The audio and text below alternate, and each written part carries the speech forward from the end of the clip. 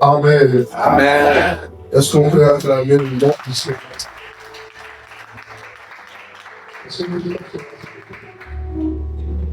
Avant de commencer, je voudrais remercier les responsables du Full Gospel, notamment le président du Chapeau qui m'a invité, mon cher ami. Est-ce qu'on peut applaudir le Seigneur que ça dit?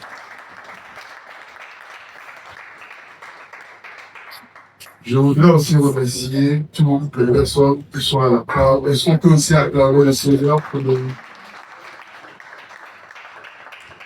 Et je voudrais juste acclamer pour vous-même qui êtes là aussi. Alors, quand Dieu devient votre associé,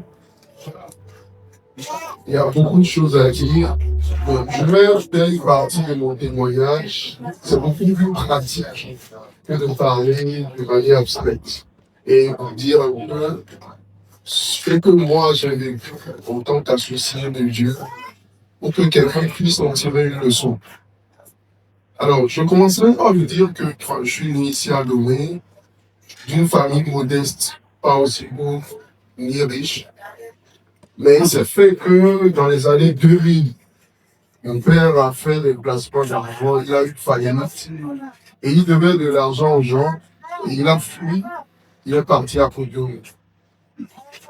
Donc la vie est devenue encore plus compliquée qu'avant. Étant aussi polygame, vous comprenez que voilà, c'était compliqué. Et donc moi, j'étais avec ma mère, on était trois, ma soeur, mon petit frère et moi. Quand le locataire de la maison nous a fait sortir un jour comme ça, nos effets étaient dehors, et il pleuvait, tout c'était triste. Et j'ai dit à ma mère, tu sais, t'inquiète, un jour je te sortirai.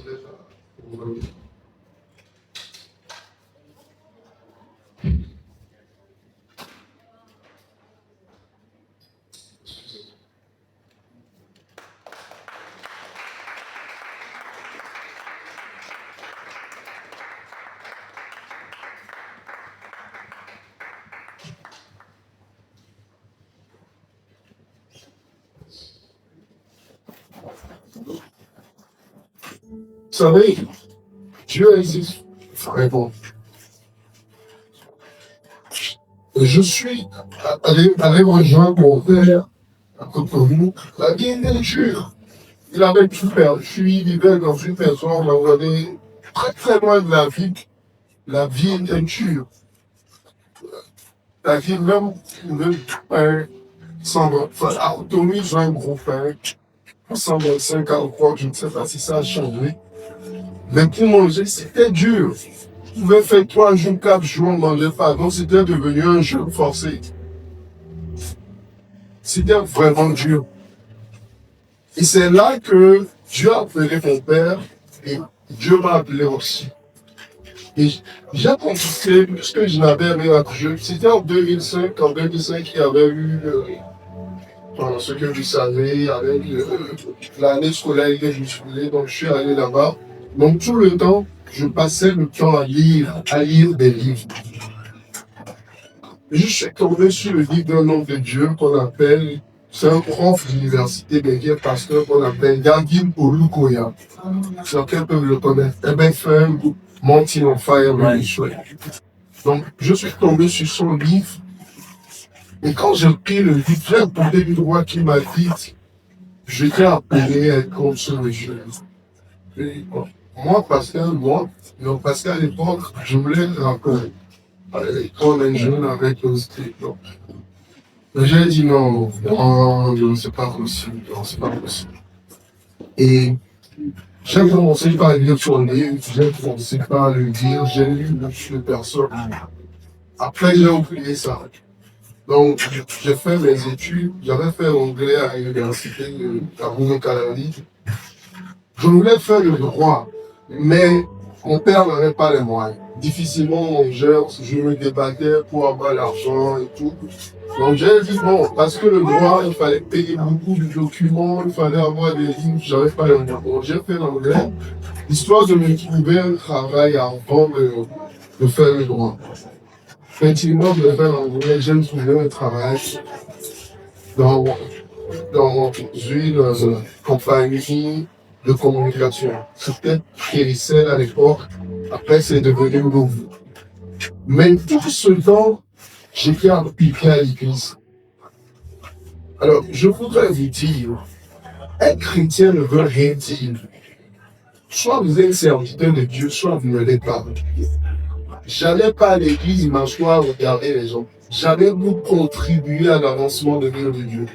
Je venais, je balayais l'église, je mettais les chaises en place, je jouais un instrument de musique. J'étais tellement important que le jour où je ne viens pas, il y a un problème. Et c'est dans ça que je faisais mes études. Quand un jour, un homme de Dieu est venu pour me voir, il m'a dit, Dieu va t'ouvrir une porte. Bon, j'ai dit, ben, je connais personne ici. Bon, un jour, je me suis levé et j'ai au fond de moi un désir profond d'aller déposer mes dossiers de demande d'emploi dans plusieurs entreprises, ce que j'ai fait. Un mois après, la période où je suis allé déposer, sans savoir que Move recrutait, on m'a appelé, je suis allé, ils m'ont dit, mais qui nous a... Parce que normalement, si vous déposez, c'est que quelqu'un vous a dit qu'il y avait un recrutement. Moi, j'étais allé seulement. Enfin, poussé par l'Esprit de Dieu. Ils m'ont dit qui vous a donné l'info. J'ai inventé un nom bizarre. Il faut être intelligent, il y a quelqu'un il faut être intelligent. J'ai dit c'est tel monsieur, il dit bon, je ne le connais pas. C'est comme ça que j'ai eu le travail. Et vous savez, nous les serviteurs de Dieu chrétiens, on va le dire, il y a une grâce qui est avec nous, on ne le voit pas, ou on ne la voit pas. Et cette grâce, il y a remarqué que je trouvais de la faveur auprès des gens. Quand je suis rentré dans la boîte, j'ai trouvé de la faveur auprès des gens. Les patrons ont commencé par me lever. Les gens ont commencé par me lever. Ont commencé par me promouvoir comme ça. Parce que j'étais assidu dans l'œuvre de Dieu. Et vous voyez, quand vous servez Dieu, sincèrement, les gens ne veulent pas dans votre manière d'être. Les gens voient ça dans votre manière de faire. J'étais un peu différent. Bon, c'est eux qui me voyaient différent. Moi, je les voyais différent. Kodjo n'était pas celui qu'on retrouve dans les boîtes de nuit. Kodjo, si vous lui dites, viens faire ton travail, il fait, il se dépasse. Il se plaint jamais. Donc, ils ont commencé par me propulser. Puis, un jour, voulait faire une restructuration. Moi, on était recruté sur sous-traitance par une entreprise. Donc, on n'était pas directement des agents. Ils ont dit qu'ils voulaient recruter maintenant. Ils m'ont appelé. Ils m'ont dit, monsieur Kodjo, on veut faire de toi un responsable d'agence et tout. Mais tu dois le nom du pays. J'ai dit, je ne peux pas. Est-ce que je fais encore nos études? Et il y a mon frère qui est avec moi. Et ils m'ont dit, non, je ne veux pas travailler. Non, je ne veux pas. Je dois rester là, je suis conscient que les gens que vous proposez de rester à photo. J'ai dit d'accord ça. C'est comme ça que je suis rentré dans la boîte. À l'époque, j'étais dans la vingtaine, donc le salaire qu'on me payait à l'époque, avoir 450, 500 000, c'était beaucoup, c'est pas aujourd'hui. Donc, j'ai accepté. Mais quand j'ai commencé le travail, quelques années après, je commençais par avoir un problème. J'allais au travail, mais je n'étais pas heureux. Je travaillais, mais je n'étais pas content. Je me levais le matin comme si quelqu'un me forçait. Et c'est là l'Esprit de Dieu a commencé par me dire, ce n'est pas ton chemin. Tu te rappelles de ce que je t'avais dit sur vous, voilà, c'est là ton chemin. Et un jour, j'ai dit à mon frère, tu sais, je vais faire quelque chose. Je vais quitter ce travail et je vais revenir faire mes études afin de faire ce que Dieu veut pour moi. Mais nous avons encore ce que faire. Il faut que tu te contactes psychologiquement. Et j'ai pris 6 mois pour mettre de l'argent de côté. J'ai ouvert une petite entreprise qui pouvait nous soutenir pendant ce temps. Un matin, je suis allé voir mes patrons, je leur ai dit, dans 3 mois, je vais quitter le boulot. Mais quand j'ai dit ça, ils m'ont appelé, tu as un problème? J'ai dit non. Je ne me sens pas là. Mon patron m'a dit non, reste encore. Alors, un mois après, je vois qu'on me fait une promotion. On me donne une promotion pour être encore chef. Et le vendredi, on m'appelle, c'est là la chose commence. Le vendredi, on m'appelle pour la promotion. Le même vendredi, on me dit, vendredi, tu as été promu. Lundi, tu viens faire la formation pour prendre la nouvelle fonction. Le vendredi, j'ai un ami de l'université qui m'a dit, OK, lundi, c'est l'examen final pour le master 1. Donc, soit j'allais faire le master 1, faire l'examen, soit j'allais prendre fonction. Alors, je suis allé voir mes masters, j'ai dit, voilà, maintenant, je choisis quoi? Parce que je sais que mon avenir dépendait du choix que j'allais faire. Bon, les pasteurs, quand ils me voient le 10 000, ils ont dit, non, il faut aller faire le travail. Ok, je suis allé voir une prophétesse, celle qui m'a formé dans. Elle avait un bec job. Elle m'a dit, mon fils, et c'est là, je lui serai toujours reconnaissant parce que elle me dit, ce que Dieu te dit, c'est dans ton cœur, mais ce que tu veux, c'est dans ta tête. Moi, je ne pouvais pas te dire ce que c'est. Parce qu'après des années, tu risques de m'accuser. Mais la réponse de Dieu, c'est dans ton cœur. Ce que toi, tu veux, c'est dans ta tête. Je vous dis, le week-end là, j'ai dormi. J'arrivais pas à dormir. J'ai pris du somnifère. Je me suis dit, j'allais faire un rêve, certainement, que cet esprit allait me battre. J'ai fait toutes les prières, 2 mois, 6 couchés, rien. Le lundi, je m'habille, je vais au boulot, je suis au feu rouge. Je dis, ce que je veux, c'est dans ma tête. Mais ce que Dieu veut, c'est dans mon cœur. Ma tête veut que j'aime l'argent. Mon cœur veut que je continue. Je suis allé à l'examen. J'ai appelé mon chef, j'ai dit, oh, là, j'ai fait un accident, les policiers m'ont relevé. Lui, il a compris en même temps mon choix. Et il a appelé, ils ont dit, on m'a remplacé ici. Donc, je suis allé faire l'examen. Et pour me montrer que c'était lui Dieu, j'ai réussi dans le livre. Et pour moi, j'étais sans emploi, puisque j'avais pris le poste, ce poste aussi, j'étais sans emploi. Depuis qu'on m'a appelé, qu'on rappelle là où j'étais. 3 mois après, j'ai recadré l'argent, j'ai dit, je veux l'émission. On dit, mais c'est qui je veux utiliser? J'ai dit, c'est pas mon truc, c'est pas mon chemin de scène. Alors, j'ai quitté beaucoup d'argent pour revenir dans la vie étudiante. Et j'ai fait mon master 2, continuant mon chemin. Ce que Dieu allait faire, je ne sais pas. Je ne connaissais personne, je ne comptais sur personne. J'avais que Dieu. Et je marchais dans ce que Dieu me disait. Et 7 ans a été dur, heureusement, on avait le récit d'argent à côté. Et on vivait comme ça, mon frère et moi. Puis, le jour où j'ai fini mon master 2, j'ai vu un prof de voulait venir. Il était célèbre à l'époque. Certains le reconnaissent, il s'appelle Kouda. Et l'autre, il est pour le ministre de Bobby. Donc, c'était le moment de faire un tour. Donc, j'ai approché par un géant. Bien sûr, vous aimeriez bien être mon directeur. Il a été vu. Après, on s'est perdu de vue. Ils n'étaient pas libres, etc. Et le jour de ma soutenance, quand je présentais, vous savez, je vous fais une parenthèse pour vous dire, le Saint-Esprit, ce n'est pas seulement le feu. Parce qu'on limite trop le Saint-Esprit à faire. Le Saint-Esprit, c'est un feu, mais c'est avant tout un esprit d'intelligence. C'est bon mélange. C'est un esprit d'intelligence. Je suis à présenter le Saint-Esprit en tant qu'enseignant avant de parler de lui en tant que quelqu'un qui dans le feu.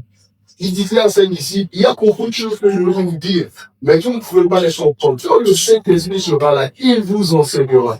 Le Saint-Esprit, c'est pas encore le feu, il enseigne d'abord. Ceux qui ont reçu le feu, c'est des gens qui ont été enseignés.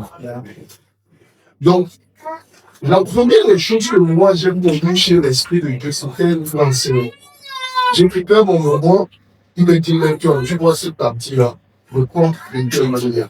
Et je faisais. Le jour de la soutenance, les 2 grands là étaient là. Ils étaient tellement émerveillés. Tout le monde dit, mais quand tu es heureux, j'ai dit oui, reviens, on te numéro dessus. Ouais, Dieu a commencé ces choses. C'est là que je suis revenu un fois à Lyonnais. Donc, mon père, mes frères sont restés là-bas. J'ai fait mes études, m'ont ouvert les portes, j'ai pris le bourse. Et plus j'évoluais, plus mon appel s'affirmait. Donc j'ai commencé au Seigneur de Dieu.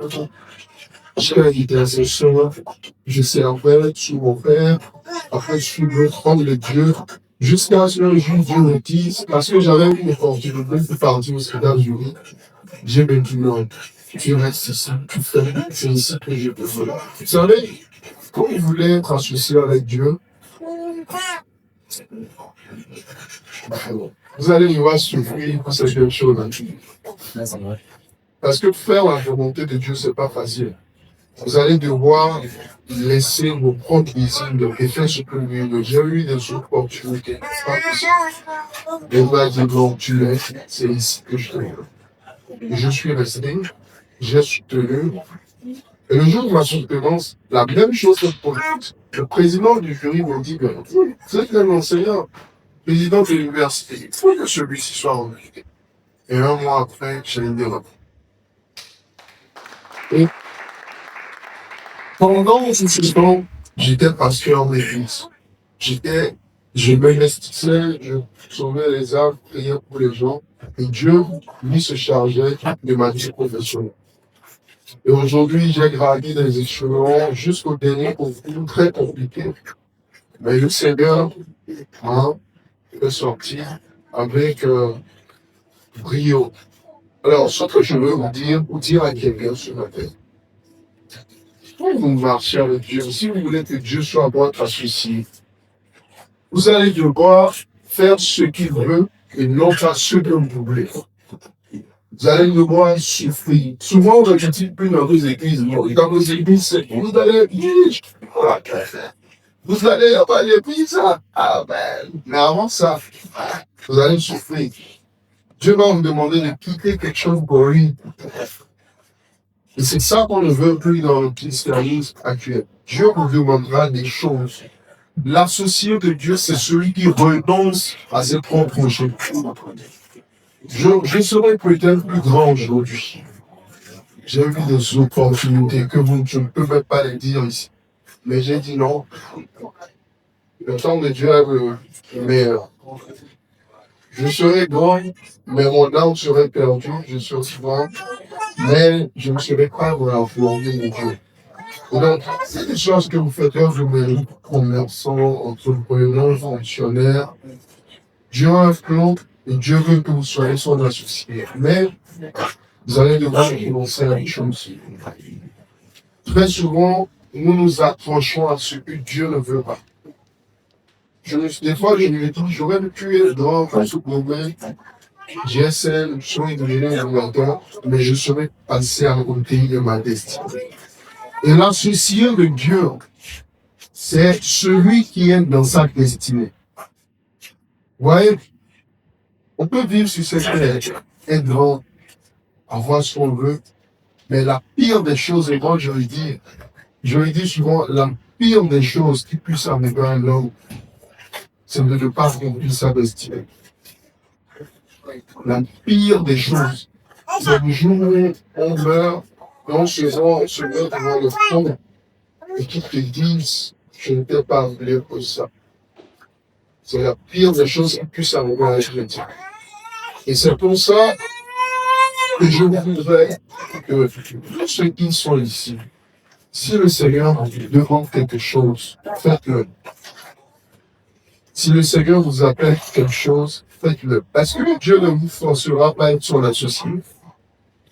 Il n'a pas besoin de vous, c'est vous qui avez besoin de lui. Alors, c'est à vous de décider. Est-ce que vous allez suivre ses exigences ou vous allez faire ce que vous voulez? Là où je suis actuellement, dans mon passeport, il y a presque tous les visas pour lesquels les gens font des prières dans les églises. Mais je suis là, je ne vais nulle part.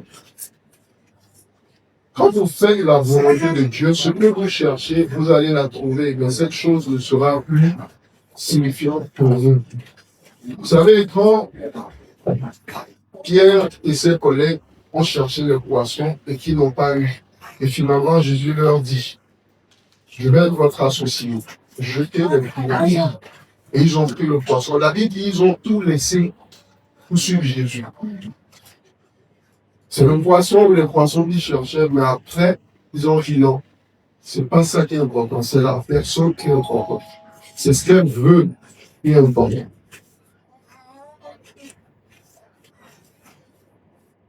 Donc, moi, je dis, surtout pour vous qui êtes homme d'affaires, le monde, vous le savez, le monde est spirituel.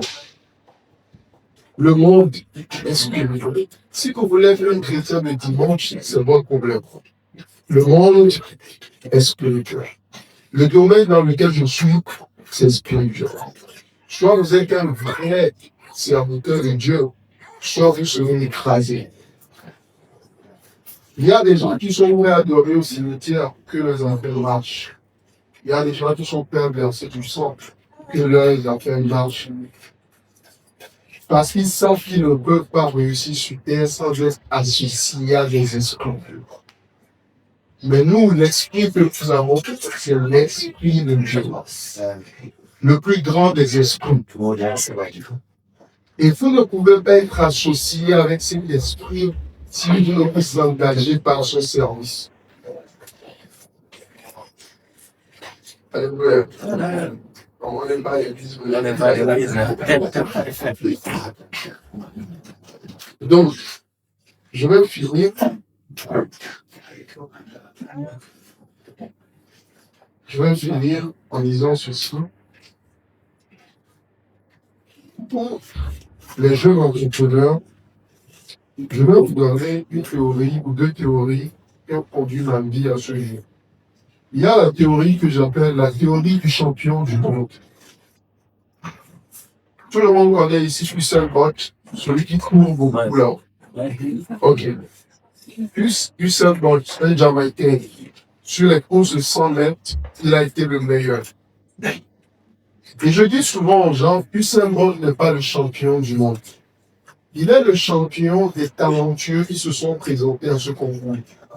Parce que dans un village quelque part, il y a un jeune qui court plus vite que Usain Bolt, qui est plus talentueux que Usain Bolt. Mais la différence, c'est que Usain Bolt, son talent a été exposé par quelqu'un, mais le jeune plus talentueux n'a jamais été exposé. Donc, qu'est-ce que je veux dire? Ce n'est pas parce que vous êtes talentueux, ce n'est pas parce que vous avez des rôles, ce n'est pas parce que vous avez des diplômes que vous réussirez forcément. Il faut que quelqu'un vous expose. Si vous êtes homme d'affaires, vous devez prier pour les connexions. Il faut que quelqu'un vous donne une information. Étudiant, il faut que quelqu'un vous tienne la main. Jésus, aussi puissant soit-il, c'était Jean-Baptiste qui était le pasteur le plus célèbre à l'époque qui traînait les foules qui l'a présenté. Voici celui-ci, il est plus grand que moi. C'est lui que vous devez désormais écouter. Si Jean-Baptiste n'avait pas présenté Jésus, il n'avait pas exposé Jésus, ça aurait été un peu compliqué pour lui. Donc, quelles que soient les idées d'entrepreneuriat que vous avez, les talents que vous avez, toutes les grandes choses que vous savez faire, faites toujours cette prière, que Dieu vous connecte à quelqu'un qui vous expose. Alléluia. Donc, ce n'est pas parce qu'on dit Usain Bolt est le champion du monde, qui est le champion de tous les talentueux. Vous êtes un champion quelque part assis ici, mais il faut que Dieu vous expose. Il faut que Dieu vous expose. Sinon, vous pouvez mourir avec vos talents, mourir avec vos capacités en vous. Donc, ce n'est pas le champion du monde qui est vraiment champion du monde. C'est le champion des talentueux qui se sont présentés. Parce que quelque part, il y a des talentueux qui ne se sont pas présentés. Mais je prie qu'à partir de ce jour, que le Seigneur vous expose. Amen. Et la deuxième théorie, pour finir, c'est la théorie du feu rouge. Vous savez, quand vous avez une moto, si vous avez une moto, une voiture, vous allez comprendre ce que je dis. Des fois, vous avez encore une petite voiture, et vous voyez une voiture qui vous dit, ah, c'est file. Et tu te dis, ah, cette voiture-là, ça file. Mais après, tu le retrouves en feu. Tu te dis, mais lui, là, il avait une barre. Vous comprenez, oui, mon Dieu vous qu'il passe. Après, vous le retrouvez encore en feu rouge. Pourquoi est-ce qu'il a filé? Alors, c'est quoi cette théorie? C'est vous dire que quand vous voyez quelqu'un aller loin, Ne soyez pas découragés. Lorsque vous êtes associé de Dieu, ne vous comparez pas à la vie des autres. La vie des autres doit nous inspirer.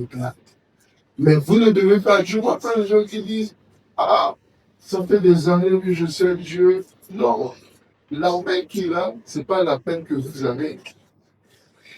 Donc, si quelqu'un vous dépasse aujourd'hui, il aura un problème dans sa vie, et vous viendrez le rejoindre. Et vous aussi, vous avez dépassé quelque part quelqu'un. La vie, c'est des challenges que nous surmontons. Il y a toujours un feu rouge qui arrête tout le monde quelque part. Donc, ce n'est pas parce qu'on vous a dépassé que Dieu vous a oublié. Et que vous suivez. Donc, quand je vois quelqu'un faire quelque chose de plus grand que moi, je suis heureux, j'applaudis la personne. Parce que je sais qu'au fond, il y a un feu rouge qui va l'arrêter, je viendrai aussi à ce niveau. Et moi aussi, quelqu'un m'a mis, j'aurai aussi un feu rouge dans ma vie, la personne aussi viendra. Donc, Jésus-Christ est réel. Les gens vous diront aujourd'hui que c'est le Dieu des Blancs que nous adorons. Ce n'est pas le Dieu des Blancs, mais c'est le Dieu des Juifs. Et c'est d'ailleurs pour ça que ce Dieu nous a adoptés. Et Dieu a une destinée pour chacun ici. Ça, je vous le dis. Si un jour, des fois, je me regarde, quand on m'invite dans les endroits, on dit professeur Chodjo, tout ça, je me dis, des fois, est-ce que c'est moi ça? Parce que quand je regarde, le jour où on nous a sortis, le jour depuis on a trouvé à manger, on ne mangeait pas. Et je me vois aujourd'hui, je me dis, Dieu est réel, Jésus-Christ est réel. Vous pouvez réussir par des esprits, comme vous pouvez aussi réussir par Jésus-Christ. Mais vous devez sincèrement marcher avec lui. Et le Père des chrétiens de dimanche. Ne pas désobéir à Dieu. Vous devez avoir des principes de vie. Il y a beaucoup de choses que vous savez déjà. Écoutez ce que vos pasteurs vous disent. Écoutez ce qu'on vous dit dans les chapitres et appliquez-les. Et je finis par ceci. Proverbe 24, verset 3 dit, c'est pas la sagesse qu'on bâtit une maison, mais c'est pas l'intelligence qu'elle s'enferme. Si, demandez à tous ceux qui sont commerçants ici, ils ne sont pas devenus ce qu'ils sont parce qu'ils prient Dieu beaucoup. Ils sont devenus ce qu'ils sont parce qu'ils ont appliqué les principes. Ceux qui sont plus jeunes, s'il vous plaît, vous ne réussirez pas seulement parce que vous faites dans vos églises. Vous réussirez surtout parce que vous avez des principes que vous appliquez, des principes que vous respectez.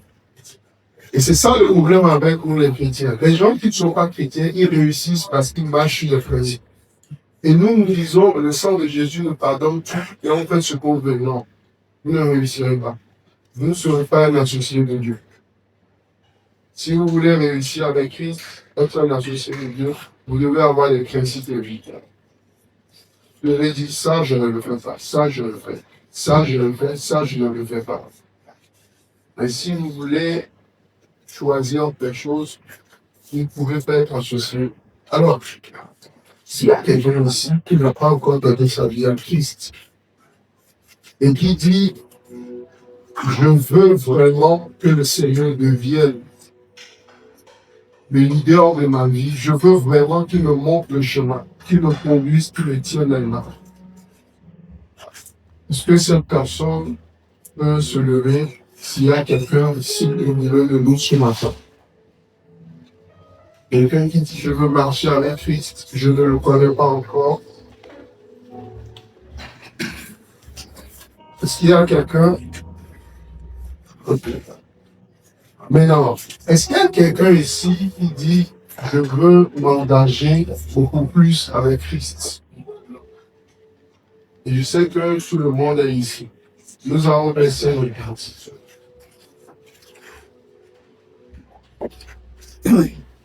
Il y a certains ici, le Seigneur vous dit des choses et vous contestez avec lui. Le Seigneur vous dit des choses, vous avez vous-même vos bons plans. Et quand on écoute la jeunesse togolaise, tout le monde veut voyager aux États-Unis. Mais est-ce que c'est le plan de ta vie? J'aurais pu être aux États-Unis, au Canada. j'aurais eu des choses. Mais le jour où je partirai, le Seigneur me dira, tu es passé à côté de ta destinée. Nous sommes ici ce matin pour parler de la destinée. Un associé de Dieu, c'est un associé qui marche dans le plan que Dieu a pour lui. Alors il faut que tu lui dises, Seigneur, tu m'as demandé les choses. Tu m'as dit de faire les choses.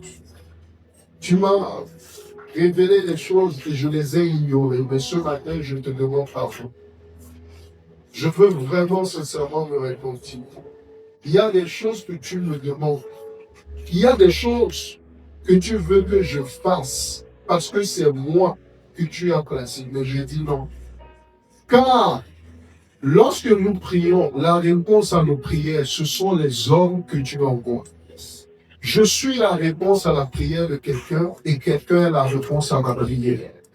Mais Seigneur, je veux maintenant m'engager afin que ce que tu attends de moi, je puisse l'accomplir.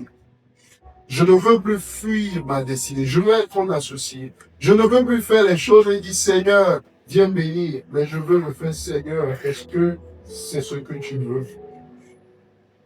Parle à ton Dieu ce matin.